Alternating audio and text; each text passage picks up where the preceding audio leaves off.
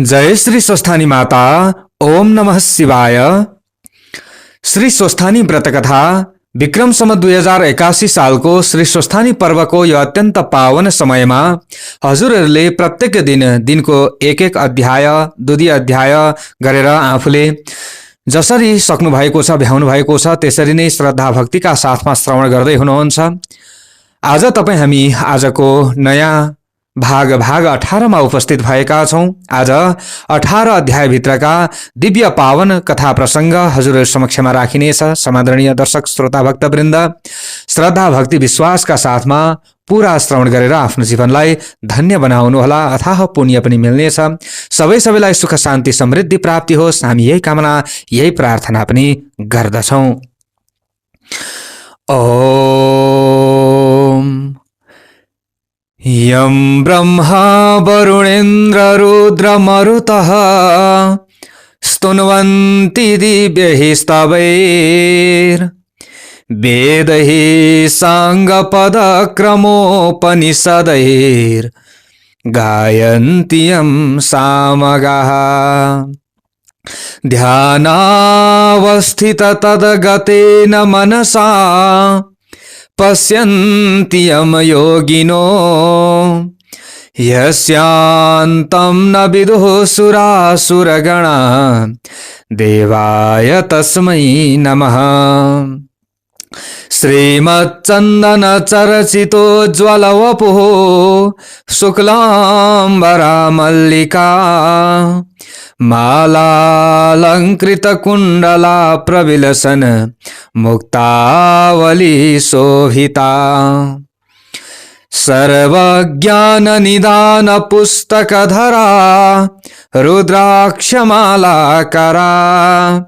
वाग्देवी वदनाम्बुजे बसतु मे त्रैलोक्यमाता चिरम् मूकं करोति वाचालं पंगुं लंघयते गिरिं यत्कृपातमहं वन्दे परमानन्दमाधवम्। नमो भगवते तस्मै व्यासायामित तेजसे यस्य प्रसादाद् वक्ष्यामि नारायण कथामिमाम्। नारायणं नमस्कृत्य नरं चैव नरोत्तमं देवीं सरस्वतीं व्यासं ततो जयमुदीरयेत्। ओम श्री स्वस्थानी भगवत्यै नमो नमः। परमेश्वर्यै नमः। ओम श्री गणेशाय नमः। ओम श्री सरस्वत्यै नमः। ओम श्री स्वस्थानी परमेश्वर्यै नमः। हजुरहरूले 17 अध्यायमा कथा श्रवण गर्नुभयो। भगवान श्री हरि विष्णुले वृन्दाको पतिव्रता धर्म नष्ट गर्न जाँदा वृन्दाले उल्टै कोठामा थुनेकी थिइन्। भिक्षुकको साथमा लगाएर पछि वृन्दाले छोडिदिइन्।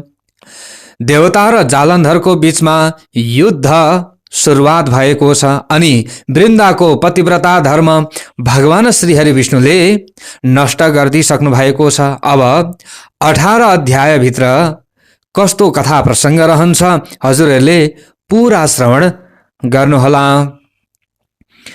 अथ 18 कुमारजी आज्ञा गर्नुहुन्छ हे अगस्त्य मुनि। त्यसपछि भगवान श्री महादेवले भगवान श्री हरि विष्णुलाई बिदा दिई जालन्धरसित युद्ध गर्न लाग्नुभयो। भगवान श्री महादेव र जालन्धरको भयंकर संग्राम भयो। वृन्दाको पतिव्रता धर्म भगवान श्री हरि विष्णुले हरण गरिसकेका हुनाले जालन्धरको शक्ति क्षीण हुन लाग्यो। जालन्धरको शक्ति क्षीण भई भगवान श्री महादेवसित युद्ध गर्न नसकी आकाशमा गएर माया युद्ध गर्न लाग्यो। भगवान श्री महादेवले पनि आकाशमै जानुभयो र आकाशमै गएर युद्ध गर्न लाग्नुभयो। त्यसपछि जालन्धरको शक्ति क्षीण भएको जानी भगवान श्रीहरि विष्णुले वृन्दाको सत्य डगाइसकेछन् भन्ने ठानी तेजिलो त्रिशूल लिई तिनै नेत्रबाट अग्निको ज्वाला निकाली क्रोधपूर्वक जालन्धरको छातीमा प्रहार गर्नुभयो। त्यस त्रिशूलको चोटले जालन्धर मरी अन्तपुरको चोकमा ठूलो शब्द गरेर पछारियो। त्यो चर्को शब्द सुनि वृन्दाले यो के को शब्द हो भनी हेर्न जाँदा आफ्नै स्वामी जालन्धर मरेको देखि अनेक प्रकारले विलाप गर्दै रुन लागिन्। हे स्वामी, मलाई यस्तो अवस्थामा एक्ली पारेर हजुर कहाँ जानुभयो? पापिष्ट विष्णुले छल गर्दा तपाईको यो गति भयो र मेरो यो अवस्था भयो।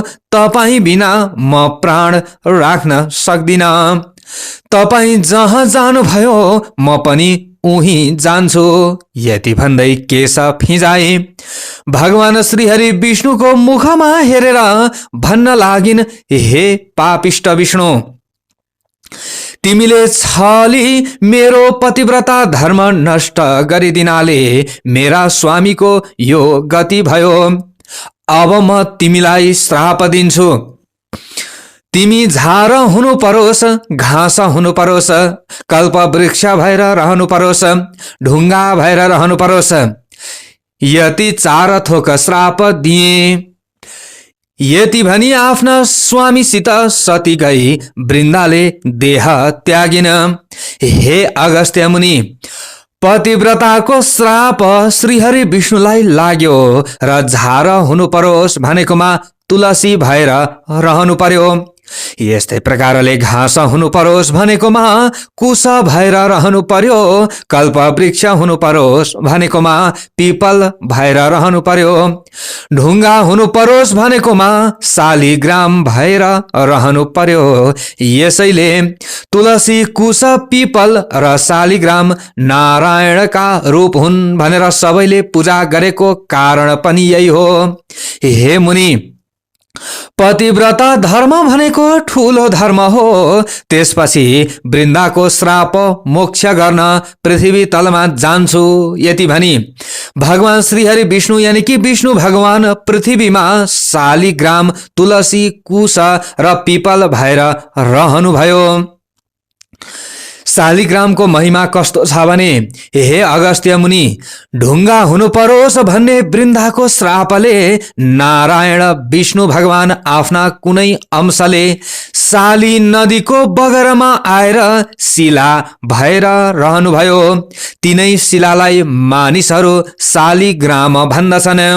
हे अगस्त्य मुनि, जो जनले सधैँ शालिग्राम रूप नारायणको श्रद्धा भक्तिपूर्वक पूजा गर्ने गर्दछन् भने अनि निरन्तर ओम नमो भगवते वासुदेवाय यो 12 अक्षरी मन्त्र या ओम वासुदेवाय नमः यो 8 अक्षरी मन्त्र जपिरहन्छन् वा दिनहु 108 पल्ट बिहान बिहान जप्ने गर्दछन् भने त्यस्ताले मरेपछि यमलोक वा यमराजका दूतहरूलाई देख्दैनन्।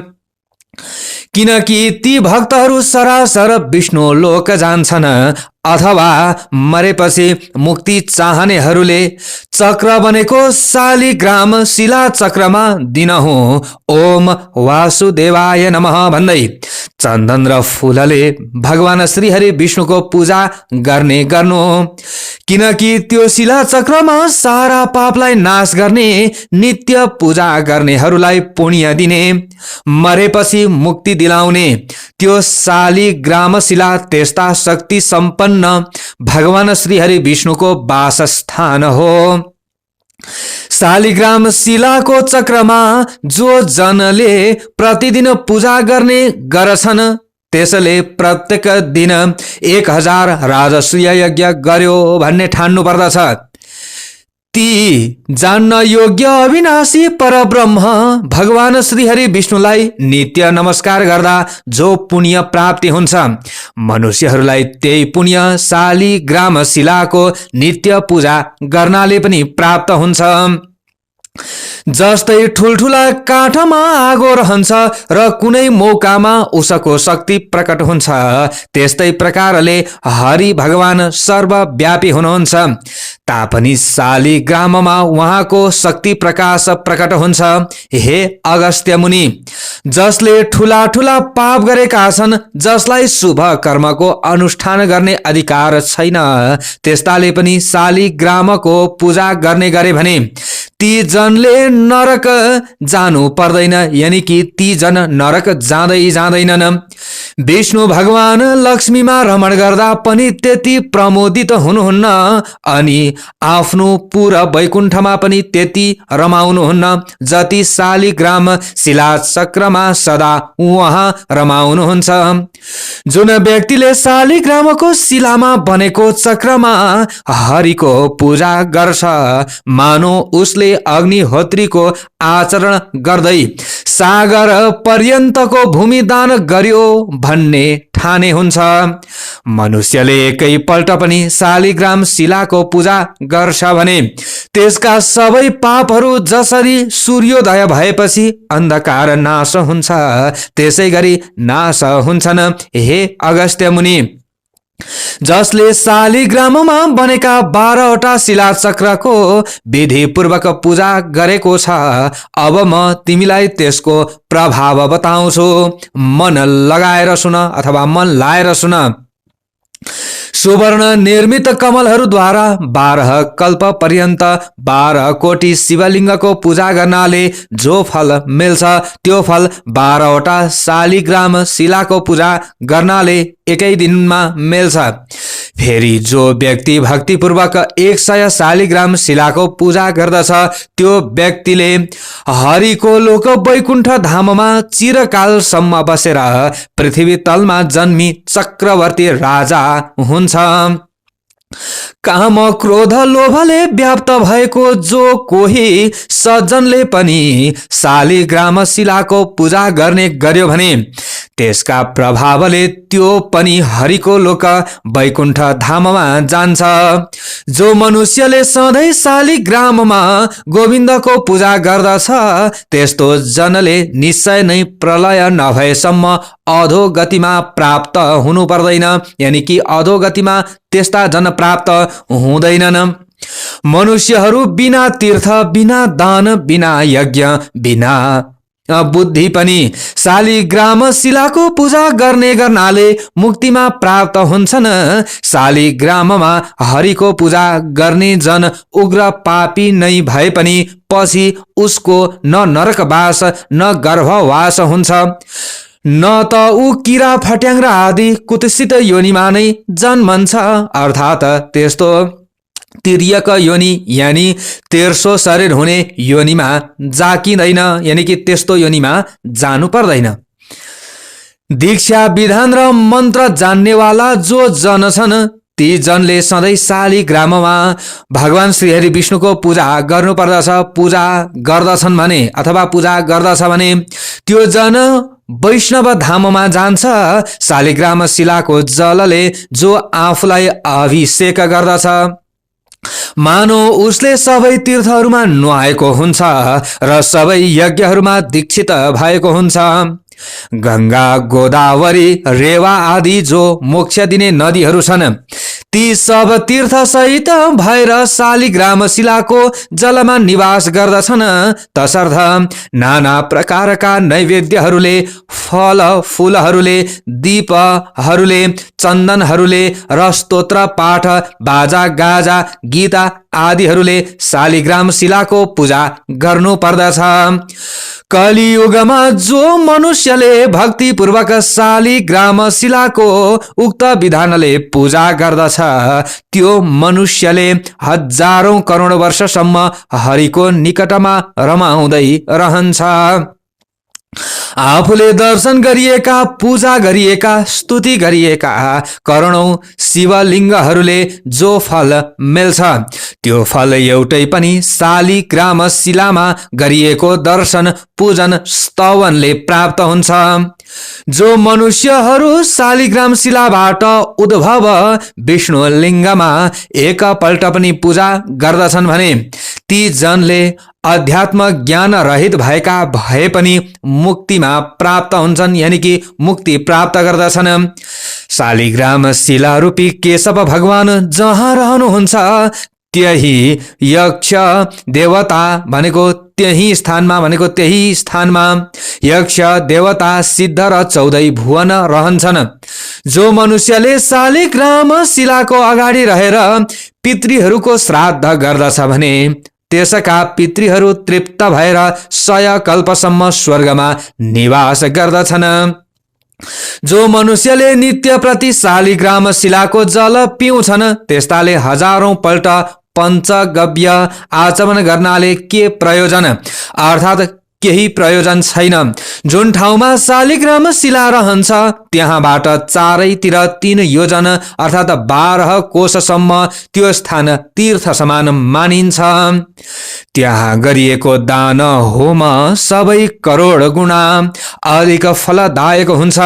शालिग्राम शिलाको जल एवं गोमती चक्रको जल, यी दुवै जल मिलाएर जो मनुष्यले रोजै पिउँछ र शरीरमा छर्कन्छ ता त्यसको शरीर नै चक्रले चिन्हित भएको जस्तै हुन्छ।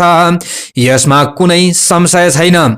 जो चक्र संसारमा गुप्त रहन्छ त्यो चक्र यमलोकका धर्मराजलाई छोडेर अरू कसैले पनि देख्दैन। हरिभक्तहरूको चरणोदकको सेचनले यमराज भयभीत रहन्छन्। यसै कारण वैष्णवहरूको उत्तम घरमा जान आफ्ना दूतहरूलाई निषेध गरेका छन्। जो कोही नदीहरू सोझै समुद्रमा मिल्नेवाला छैनन्, माघ मासमा तिनमा स्नान गर्नाले त्रिरात्र व्रतको फल मिल्छ। सोझै समुद्रमै मिसिने नदीहरूमा स्नान गर्नाले एक पक्ष व्रतको फल मिल्छ। समुद्रमै स्नान गर्नाले 1 महिने व्रतको फल मिल्छ। गोदावरीमा स्नान गर्नाले 6 महिना व्रत गरेको फल मिल्छ। यस्तै प्रकारले गंगामा स्नान गर्नाले 1 वर्ष व्रत गरेको फल मिल्छ। तर शालिग्राम शिला रूपी भगवानको चरणोदकले स्नान गर्नाले 12 वर्ष व्रत बसेको फल मिल्छ। यदि माघ महिनामा स्नानका लागि शालिग्रामको पवित्र जल मिल्यो भने करोडौं तीर्थको सेवाले केही प्रयोजन छैन। जो मनुष्यले आमाका दुधका साथमै मिलाएर शालिग्राम शिलाको जल 1 थोपो मात्रै पनि पिउँछ भने त्यो मनुष्यले मोक्ष पायो अथवा त्यो मनुष्य मोक्ष हुन्छ। शालिग्राम शिलाको नजिकको 1 कोश वरिपरिको भूमिमा किरो पनि मर्यो भने त्यो पक्कै वैकुण्ठ लोकमा जान्छ। जो मनुष्य शालिग्राम शिलाको उत्तम चक्र दान गर्छ उसले पर्वत अनि जंगल सहितको भूमण्डलको दान गरेको फल पाउँछ। जो जनले शालिग्राम शिलाको मोल लाउँछ, बेच्छ अथवा बेच्ने राय दिन्छ भने, अथवा जो मनुष्यले उसको जाँचबुझ गर्छ ती सबै नै मरेपछि प्रलय पर्यन्त नरकमा जाकिन्छन्। यसकारण शालिग्राम शिलाको किनबेच गर्नु हुँदैन। पापसँग डराउने मान्छेहरूले सधैँभरि सारा पाप नाश गर्ने वासुदेव भगवानको स्मरण गर्नुपर्छ। इन्द्रिय दमन पूर्वक घोर जंगलमा तपस्या गर्नाले मनुष्यले जुन फल पाउँछ त्यो फल गरुड ध्वज भगवान श्रीहरि विष्णुको स्मरण गर्नाले नै पाउँछ। अज्ञानले वशीभूत भएर जानी नजानी धेरै प्रकारको पाप गर्ने मनुष्यले पनि सारा पाप हर्ने हरिलाई सम्झेर नमस्कार गर्यो भने त्यो जन नरक जाँदैन। पृथ्वीमा जति तीर्थ छन् अनि जति पुण्य स्थानहरू छन् विष्णुको नामको कीर्तनले नै ती सबैमा गरिएको पुण्य फल प्राप्ति हुन्छ। सारंग धनुर्धारी शरणागत वत्सल विष्णु भगवानको शरणमा जो व्यक्ति पर्दछन् तिनीहरूले न यमराजलाई देख्नुपर्छ न त तिनीहरू नरक नै जान्छन् अथवा नरकै जान्छन्, जाँदै जाँदैनन्। यानी कि तिनीहरू नरक जाँदैनन्।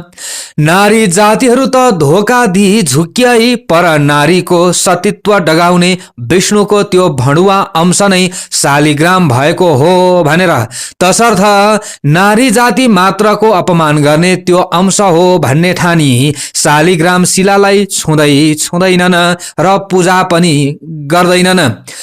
त्यस्ताले त केवल शालिग्राम धोएको वा शालिग्राम चोबेको जललाई नै उनै साक्षात निर्दोष अंशका त्रैलोक्यनाथ विष्णुको चरणोदक मानी ओम नमो वासुदेवाय भन्दै अचाएर शिरमा दिनहुँ छर्कने गरे पनि, अथवा प्रत्येक एकादशीको व्रत बस्ने गरे पनि, तथा 12 महिनामा आउने त्यस पूर्णिमाको र मलमासमा पर्ने मलमासकै पूर्णिमाको कथा सुन्ने गरे मात्रै पनि सधैँ शालिग्रामको पूजा गरेको पुण्य फल पाउँछन्।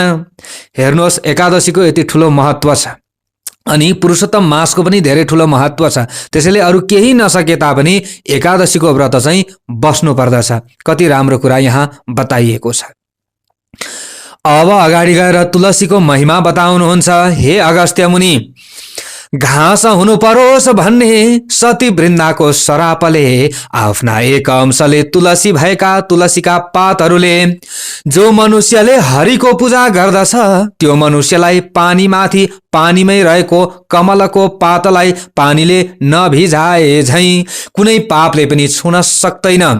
1 तोला सुन या 4 तोला चाँदी दान गर्नाले जो फल प्राप्त हुन्छ त्यो फल कुनै पनि एकादशीको दिन तुलसी पत्रले हरिको पूजा गर्दा प्राप्त हुन्छ। एकादशीका दिन तुलसी पत्रले पूजा गर्दा भगवान विष्णु जस्तो प्रसन्न हुनुहुन्छ त्यस्तो प्रसन्नता रत्न मणि, वैदुर्य मणि अनि मुगा आदिले पूजा गर्दा पनि प्रसन्न हुनुहुन्न। एकादशीको दिन जुन जनले तुलसीका मन्जरीहरूले केशव भगवानको पूजा गर्दछ त्यसले जन्मदेखि गरेका पापका घुरान सबै नै बढार्दछ अनि जन्म जन्मान्तरका 10,000 वर्षदेखि गरिआएका आफ्ना सारा पापकन खाक गरिदिन्छ। सधैँ दर्शन गरिएकी, सधैँ स्पर्शन गरिएकी, सधैँ ध्यान गरिएकी, सधैँ कीर्तन गरिएकी, सधैँ स्तुति गरिएकी, स्वयं रोपिएकी, स्वयं सेचिएकी, सधैँ पूजा गरिएकी र सधैँ ढोगिएकी तुलसी कल्याणकारी हुन्छन्।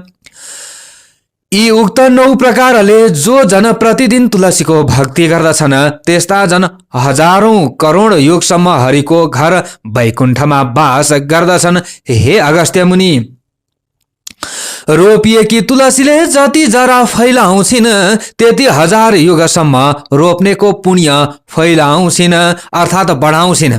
हे अगस्त्य मुनि, जुन जनद्वारा रोपिएको तुलसी जबसम्म आफ्ना हाँगा बिगा शाखा प्रशाखाहरूले र उनका बिया पुष्प र पत्रले पृथ्वी तलमा ढाकी रहन्छन्, यानी कि पृथ्वी तलमा रहिरहन्छन्, ढाकिरहन्छन्, ती पुरुषका अथवा ती जनका कुलमा जो जो जन्मिएका छन्, जो जो पछि जन्मिने छन् र जो जो बितिसके ती सबै जनको 2000 कल्प वर्षसम्म हरिको धाममा अर्थात् वैकुण्ठमा वास हुन्छ।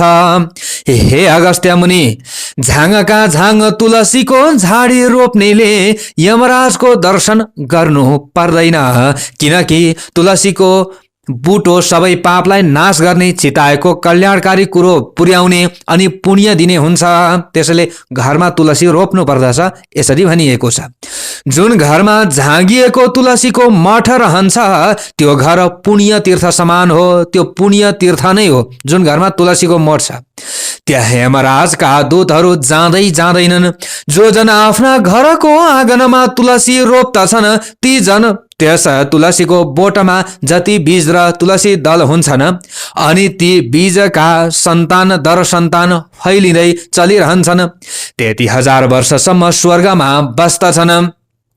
तुलसीको बास्ना सुँगेर प्रसन्न मन भएका पितृहरू गरुडमा चढेर चक्रपाणी विष्णुको भवन वैकुण्ठमा जान्छन्। नर्मदाको दर्शन, गंगाको स्नान तथा तुलसीका झाडीको स्पर्शन यी तीनै अर्थात् यी तीनैको पुण्य उत्तिकै कहिएको छ। तुलसीलाई स्पर्श गर्न मात्रले पनि गङ्गामा स्नान गरेको पुण्य फल मिल्ने रहेछ। तुलसी रोप्नाले, हुर्काउनाले, सेच्नाले, दर्शन गर्नाले मात्रै पनि मनुष्यहरूले आफ्ना वन वचन यानि कि मन वचन शरीरले सञ्चय गरिएको पापलाई डढाउँछ अर्थात् विनाश गर्छ।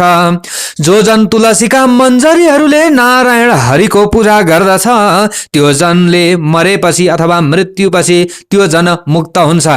उसले फेरि गर्भवासको ओहोर दोहोर गर्नु पर्दैन। पुष्कर आदि तीर्थहरू तथा गंगा आदि नदीहरू अनि वासुदेव आदि देवताहरू सबै नै जो तुलसीको बोट रोपेर त्यसका पातले विष्णु भगवानको पूजा गर्दछ त्यो त्यस्तो जन जहाँ भगवान चतुर्व्यूह विष्णु रहनुहुन्छ अन्तमा प्रसन्नतापूर्वक उही रहन पाउँछ।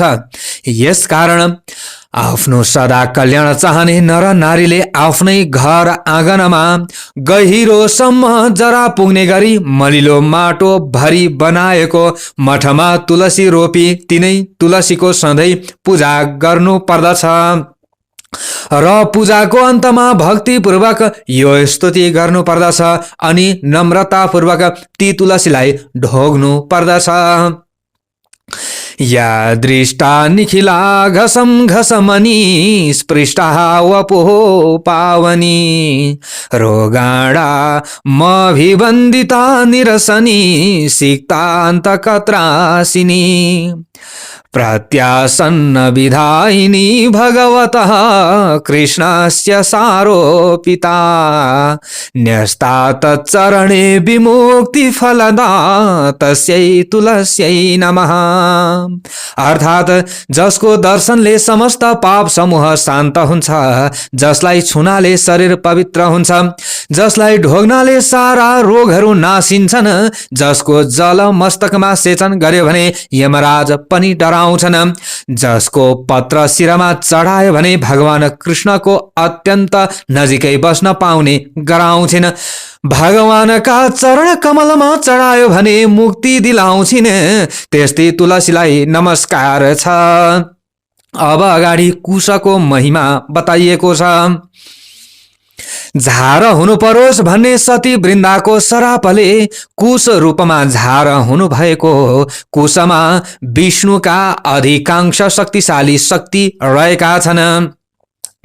भाद्र कृष्ण औँसी अर्थात् कुशे औँसीका दिन जरै समेत उखेलेर राखेको कुश फेरि अर्को कुशे औँसी नआएसम्म पवित्रै रहन्छ। अरू दिन उखेलेको चाहिँ त्यसै दिनभरि मात्र पवित्र रहन्छ। कुश अत्यन्त पवित्र र पुण्यदायी झार हो। काँचो दुधमा दुधको मात्रा अनुसार 2-4 बोट हरियो कुश राखेर यानि कि हरियो कुश लगाएर राखिदियो भने त्यो दिनभरि त्यो दुध फाट्दैन। ग्रहण लागेको बेलामा घरमा राखेको पानीमा कुश लगाएर अथवा कुश राखेर अथवा कुश राखिदियो भने ग्रहण लाग्दा हुने वातावरणको दूषित दोष त्यस पानीमा पर्दैन। समस्त देव कार्यमा तथा समस्त पितृ कार्यमा अनि वेद मन्त्र र चण्डी मन्त्र जस्ता पवित्र मन्त्रहरूले कुनै वस्तुलाई मन्त्रने कार्यमा एवं वेदका मन्त्रहरू पढेर गरिने समस्त संस्कार एवं हवन कार्यहरूमा अनि प्रतिज्ञा गर्ने काममा, दान गर्ने काममा, संकल्प गरिने काममा, दिएको दियै गरिने महादानहरूमा कुश नभई हुँदैन। तिल जौ जल यी 3 शक्ति सहितका ब्रह्मा विष्णु महेश स्वरूप 3 टुक्रा कुश हातमा लिएर गरिएको समर्पण कार्य उसैले वा उसका सन्तानले फर्कायो वा खोस्यो भने त्यस्तो खोस्ने जनको अब्ताली नै पर्छ या दुर्गति हुन्छ। आफूले दिएको दान फिर्ता ल्याउनु हुँदैन। आफूले मात्रै होइन, आफ्ना छोरा नाति नातिनाले पनि त्यो फिर्ता नल्याउन्। यो यसरी बुझाउन खोजिएको हो। कुश ओछ्याएर वा लिएर झुटो बोले या क्रिया खाए त्यसलाई कोढ निक्लिन्छ। कुश छोएर कहिले पनि झुटो बोल्नु हुँदैन, कसम खानु हुँदैन। यसरी यहाँ बताउन खोजिएको हो। उसलाई विभिन्न रोगहरूले आक्रमण गर्न लाग्दछ। त्यस पछाडि वेदका मन्त्रहरूले मन्त्रेको कुशले मात्रै पितृहरू भाठौँ पिण्ड पानीको सार तत्त्व र समाचार पुर्याउँछ। कुश भएपछि मात्रै हामीले दिएको कुरा पितृहरूलाई प्राप्त हुन्छ। देवताहरूलाई हविको भाग दिलाउँछ, देवताहरूले पनि पाउँछन्। मन्त्रिएको वस्तुमा विष्णु शक्ति सम्पन्न गराउँछ, अर्थात् हरेक पवित्र कार्यलाई सुसम्पन्न पार्दछ। कुश चोबेको जललाई विष्णुको चरणोदक नै मानिन्छ, यसै उसले कुशले जल छर्किएर अभिषेक गरिन्छ। अशुद्ध कसैले छोइएर वा छोएर अशुद्ध भएको वस्तुलाई कुश जलले शुद्ध पवित्र पारिन्छ। यसकारण सबैले कुशलाई साक्षात विष्णु स्वरूप नै मान्दछन् र मान्नु पनि पर्दछ। पहिलेका राजाहरूले देवी देवताको पूजा आजा चलाउन कुश समाति दान गरेको भूमि पछिकाले हडपेर भोग गरे अथवा रैकरमा गावे भने त्यस्ताहरूको पनि 40 वर्षभित्रै चिल्ली बिचल्ली अथवा चिल्ली बिल्ली बिचल्ली हुन्छ। तसर्थ कुशको अपमान गर्नु साक्षात श्रीहरि विष्णुको नै अपमान गर्नु जस्तै हो। त्यसैले कुशलाई नाग्नु हुँदैन, किल्चिनु हुँदैन भन्ने यी कुराहरू पनि छन्। किनकि प्रत्येक वनस्पतिमा सधैँ कुनै न कुनै गुण अवश्य रहेको हुन्छ, त कुशमा साक्षात भगवान श्रीहरि विष्णु नै रहनु भएको हुन्छ। त्यसैले तिल जौ जल सहितको कुश पक्रेर संकल्प गर्दा पहिले हरि ओम तत्सत भनिन्छ, अर्थात् ओम माने सत्व रज तम मिलेको शक्ति, ओम नै हरि यानि विष्णु हो, तत माने त्यो विष्णु नै सत यानि सत्य वस्तु हो। तसर्थ त्यो कुश रूप विष्णुलाई समातेर म यो संकल्प गर्दैछु। त्यसरी संकल्प गरेको वस्तुलाई जसले हडप्दछ अथवा त्यस्तो वस्तु जो हडप्छ त्यो अवश्य नासिन्छ, उसका सन्तान दरसन्तान आदि नासिँदै जान्छन्, यसरी भन्न खोजिएको छ। अब अगाडि गएर पिपलको महिमा यहाँ बताइएको छ।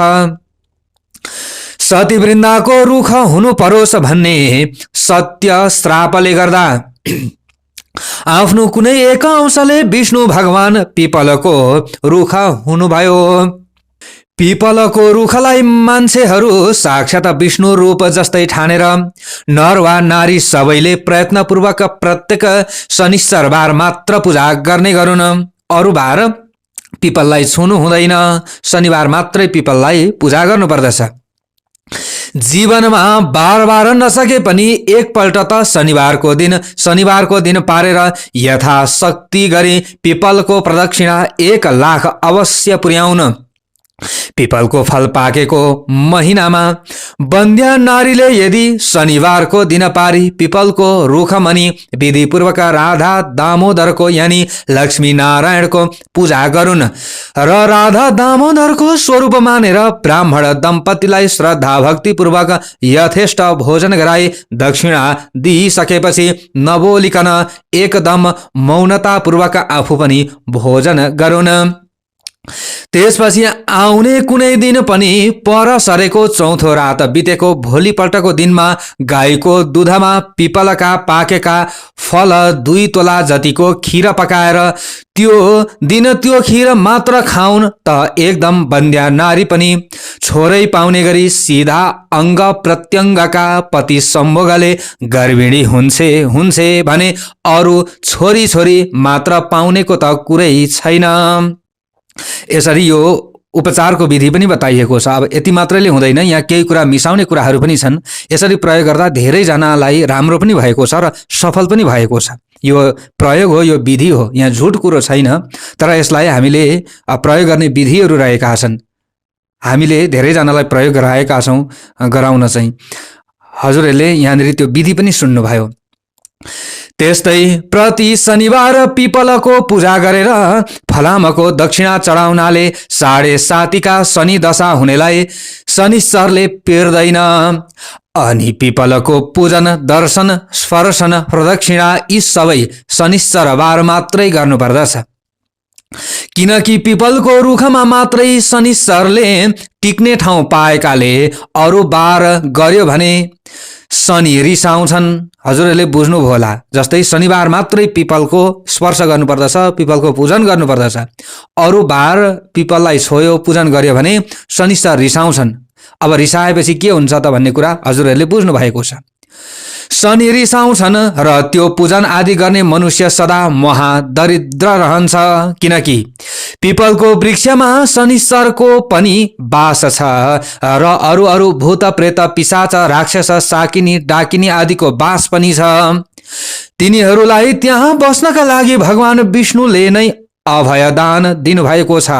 यसैले पिपलको बोट नजिकैको घरमा पिशाचदेखि डराउने पितृहरू जाँदैनन्। त्यसैले भन्न खोजेको कुरा के हो त भन्दा घरमा पिपल रोप्नु हुँदैन। पिपलको बोट नजिकैको घरमा पितृहरू जाँदैनन् भनेको पिपलको छेउमा घर अथवा आँगनमा पिपल रोपेका छौँ भने त्यहाँ पितृहरू आउँदैनन्। प्रातः मध्याह्न सायम आधा रातमा भूत प्रेत पिशाच नाच्ने हुनाले त्यो लाग्छ भनेर मानिसहरू पिपलको बोट भएको ठाउँमा रात्रिको समयमा अथवा साँझको समयमा त्यतिखेर जाँदैनन् र केटाकेटीलाई पनि जान दिँदैनन्, निगरानी राख्दछन्। यसै कारण भूत प्रेतादिको आश्रय स्थान भएको पिपलको रुख काट्नाले वा उसको दाउरा बाल्नाले त्यो काट्ने वा बाल्ने व्यक्तिको अप्ताली नै पर्छ, बाल्नु हुँदैन।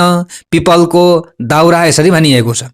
किनकि पिपलको वृक्षमा भूत प्रेतादिको निवास स्थान हो र वृन्दाका श्रापले पिरिएका साक्षात विष्णुको स्वरूप नै पिपल हो। भगवानको वास पनि छ पिपलमा भने भूत प्रेत आदिको वास पनि पिपलमा नै छ। राम्रो पनि छ, नराम्रो पनि छ। त्यसैले शुभ दिनमा राम्रो तरिकाले राम्रो हिसाबले पूजन गरियो। शनिश्चर बार यानि कि शनिबार मात्रै भने त्यो राम्रो हुने भयो, अरू समयमा नराम्रो हुने भयो। यसरी यहाँ सम्झाउन खोजिएको छ। हे अगस्त्य मुनि, त्यसरी वृन्दाको सत्य डगाउने काम सकी भगवान शिवजीसँग विदा भए विष्णु भगवान वैकुण्ठ धाम गएपछि भगवान शिवजी आफ्नो काम फत्ते पारी हर्षले साँढेमा चढी सकल देवतालाई अघि पछि लगाई अनेक खुसीका बाजा बजाई अप्सराले नाची गन्धर्वले गाना गरी पुष्प वृष्टि गर्दै कैलाशमा प्रवेश गर्नुभयो। अनि प्रमथ गण सहित शिव शक्ति स्वरूपले रहनुभयो। त्यसपछि सबै देवताहरू भगवान श्री महादेवसित विदा मागेर आफ्ना आश्रममा गई आनन्दपूर्वक रहन लागे। हे अगस्त्य मुनि, अब पातालका कुरा कहन्छु, तिमी ध्यानपूर्वक सुन। पार्वतीको आज्ञाले अश्वत्थामा ऋषि सप्त पातालको मूल रसातलमा पुगे। कस्तो पाताल भने सूर्यको प्रकाश झैं प्रकाशमान भएको अनेक प्रकारका रत्नहरू जडेर बनाइएको सुवर्णको पुरीमा असंख्य सम्पत्ति भएका शेषनाग, तक्षक नाग, कर्कोटक नाग, पद्मनाग, शंखनाग, कुलिक नाग र करुण नाग बसेका र नागिनीहरू पनि हीरा मोती मणि माणिक्य आदिका गहना एवं उत्तम उत्तम वस्त्र अलङ्कार पहिरी ऊभन्दा ऊ राम्री भएर बसेका। त्यस्तो स्थानमा पुगेपछि अश्वत्थामाले भने, हे शेषनाग, पार्वतीको आज्ञाले श्री स्वस्थानी परमेश्वरीको व्रत गराई जो दुखी छन्, जो दरिद्री छन्, तिनको उद्धार गर्न म यहाँ आएको हुँ। यहाँ कोही दुखी छन् कि भनी सोधे। अश्वत्थामाको वचन सुनि शेष नागले भने, हे ऋषि, यहाँ उस्ता दुखी र दरिद्री कोही पनि छैनन्। त्यहाँ त्यस वनको नगिचै शङ्खचूर्ण नाग, रत्नचूर्ण नाग, कृपा दत्त नाग र धार्त राष्ट्र नागको घर छ। तिनका स्त्रीहरू साह्रै कष्टमा छन्। त्यही गएर सुध्याऊ, यानि कि त्यही गएर सोधा। यति शेषनागले भनेपछि अश्वत्थामा तिनै नागिनीहरू कहाँ गए। त्यहाँ शङ्खचूर्ण नागकी स्त्री हीरावती, रत्नचूर्ण नागकी स्त्री रत्नावती र कृपादत्त नागकी स्त्री मृगावती एवं धार्त राष्ट्र नागकी स्त्री मदनावती थिए। यति ती नाग नागिनी परस्पर अन्य प्रीतिले बस्दा दैव संयोगले दुःख पाई घरमा बस्न नसकी ती चारैजना नागहरू परदेश गएका रहेछन्। अनि नागिनीहरू पनि पति परदेश गएपछि चारैजनाले सल्लाह गरी घर छाडेर वनमा बसी दुःखका दिन बिताउन लागेका रहेछन्। ती नागिनीहरू दुःखमा परे पनि महासत्यवादिनी थिए। नागहरू परदेश लागेको 12 वर्ष बित्ता पनि नागहरूले नागिनीहरूको र नागिनीहरूले नागहरूको केही समाचार पाउन सकेका थिएनन्। अश्वत्थामा ऋषि त्यस्ता दुःखका सिन्धुमा डुबिरहेका ती नागिनीहरूलाई हपार्दै उही पुगे। ती नागिनीहरूले सुनेर को हपार्दछ भनी गुफाबाट निस्केर हेरे अनि अश्वत्थामा ऋषिलाई देखेर सोधे, हे अश्वत्थामा ऋषि, आज हामी पापिनी दुखिनीका घर के कामले आउनुभयो? तब अश्वत्थामाले भन्दछन्, हे नागिनी हो, पार्वतीको आज्ञाले श्री स्वस्थानी परमेश्वरीको व्रत गराई जो दुखी छन्, जो दरिद्री छन्, जसका पुरुष छैनन्, जो सन्तानहीन छन्, तिनको उद्धार गर्न आएको हुँ। यति अश्वत्थामाको वचन सुनि नागिनीहरूले मनमा आनन्द मानी भने, हे ऋषीश्वर, हामी दुखी पनि छौं, दरिद्री पनि छौं, पापी पनि छौं, हाम्रा सन्तान पनि छैनन्, पुरुष पनि छैनन्, अतः हामीलाई त्यो व्रत अवश्य गराउनुहोस्। यति भनी नागहरू परदेश गएको र आफूले दुःख पाएको सबै विस्तार गरिसकी आदरपूर्वक उनलाई आसनमा बसाले अनि अश्वत्थामाले भन्दछन्, हे नागिनी हो, ध्यानपूर्वक सुन। सत्ययुगमा हिमालय पर्वतकी पुत्री पार्वतीले श्री महादेव स्वामी पाउन भनी श्री स्वस्थानी परमेश्वरीको व्रत गरेको विधि भन्दछु। पौष शुक्ल पूर्णिमादेखि हात गोडाका नङ काटेर स्नान गरी पवित्र भई एक भक्त रही एक चित्त गरी मेरो फलानुकामना सिद्ध होस् भनी नित्य मध्याह्न कालमा श्री स्वस्थानी परमेश्वरीको पूजा गर्नु र उनैको कथा सुन्नु। माघ शुक्ल पूर्णिमाको दिन 108 रोटी, 108 अक्षता, 108 बेली पुष्प, 108 यज्ञ सूत्र, 108 पान, 108 कुडका सुपारी, जौ तिल फल फूल आदि सबै 108 सगुन समेत नाना उपचार तयार पारेर आरसीमा ओमकार लेखी गंगा जलले स्नान गराउनु र श्रीखण्ड रक्त चन्दन सिन्दुर अबिर पुष्पमाला चढाई धूप दीप नैवेद्य वस्त्र भेटी अर्पण गर्नु। यसरी पूजा सकेर अर्घ्य दिनु अनि प्रसाद झिकेर अष्टोत्तर 100मा 8 रोटी, 8 अक्षता, 8 पुष्प, 8 पान, 8 कुडका सुपारी सगुन समेत आफ्ना पुरुषलाई दिनु। पुरुष नभए छोरालाई र छोरा पनि नभए मित छोरालाई तथा मित छोरा पनि नभए मेरो फलानुकामना पूर्ण होस् भनेर गंगामा लगेर बगाउनु र 100 रोटी आफूले फलाहार गर्नु अनि रात्रिमा जागराम बस्नु। यदि गरेपछि तिमीहरूको दुःख नाश होला, यसमा अन्यथा नमाने। यति अश्वत्थामाले भनेको सुनि नागिनीहरू खुसी भई नागिनीहरूले भन्न लागे, हे अश्वत्थामा ऋषि, हामी स्त्री जातिलाई त्यस्तो ज्ञान कहाँबाट प्राप्त हुनु? तपाईं बसेर त्यो व्रत गराई हामी अभागिनीहरूको उद्धार गरिदिनुहोस्। यति भनी ऋषिहरूलाई सम्मानपूर्वक घर लगेर बसाई राखे। त्यसपछि पौष शुक्ल पूर्णिमा आयो र विधिपूर्वक व्रत आरम्भ गराई महिना दिन पुगेपछि माघ शुक्ल पूर्णिमाको दिन समस्त सामग्री तयार गराए। स्वस्थानी परमेश्वरीको पूजा गराए। पूजा सकिएपछि अश्वत्थामा ऋषिले भने, हे नागिनी हो, अब अर्घ्य दिई जप पाठ ध्यान स्तुति गर। अनि नागिनीहरूले अञ्जली जोरी स्तुति गर्दै भने, हे ईश्वरी, हामी दुखियाहरूको पूजाले प्रसन्न भए यो दुःखको समुद्रबाट पार लगाउनुहोस् भनेर स्तुति गर्दा गर्दै पूर्व दिशाबाट हजार सूर्यको जस्तै तेज भएकी श्री स्वस्थानी परमेश्वरी प्रकट भएर दर्शन दिई भन्न लाग्नुभयो, दर्शन दिएर भन्न लाग्नुभयो, हे नागिनी हो, तिमीहरूको श्रद्धा भक्तिले म अत्यन्त प्रसन्न भएँ, वरदान माग भन्नुभयो। अनि ती नागिनीहरूले बिन्ती गरे, हे ईश्वरी, हामी दुखिनीहरूको दुःख हरण होस्, हाम्रा स्वामीहरू चाँडै आइपुगुन्। यति भनी वर मागे अनि ईश्वरीले पनि तथास्तु भनी वरदान दिइन्। त्यसपछि प्रसाद झिक्न लाग्दा श्री स्वस्थानी परमेश्वरीको व्रतको प्रभावले परदेशबाट नागहरू आइपुगे र नागिनीहरूले मनमा आनन्द मानी धन्य धन्य स्वस्थानी परमेश्वरी भनी।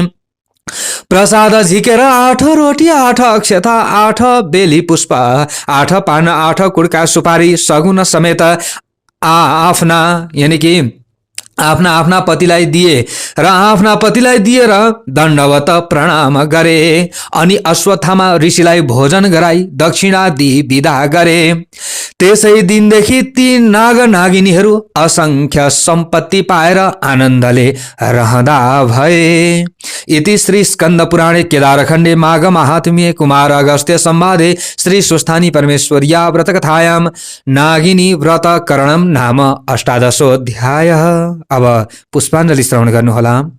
ओम उपनयतु मङ्गलम् वः सकल जगन मङ्गलालयः श्रीमान् दिनकर किरण निबोधित नवनलिन दल निभेक्षणः कृष्णः काले वर्षतु पर्जन्यः पृथिवी सस्यशालिनी देशोऽयं क्षोभरहितो ब्राह्मणः सन्तु निर्भयः अपुत्रः पुत्रिणः सन्तु पुत्रिणः सन्तु पौत्रिणः निर्धनः सधनः सन्तु जीवन्तु शरदां शतं तत्रैव गङ्गा यमुना च तत्र गोदावरी सिन्धु सरस्वती च तीर्थानि सर्वाणि वसन्ति तत्र यत्राच्युतोदार कथा प्रसङ्गः या कुन्देन्दु तुषारहार धवला या शुभ्रवस्त्रावृता या वीणावरदण्ड मण्डितकरा या श्वेत पद्मासना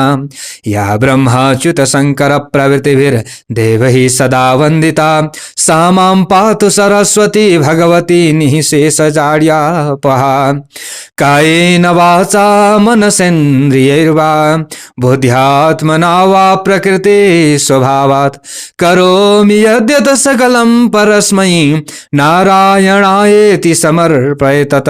ओम श्री स्वस्थानी परमेश्वर्यै नमः।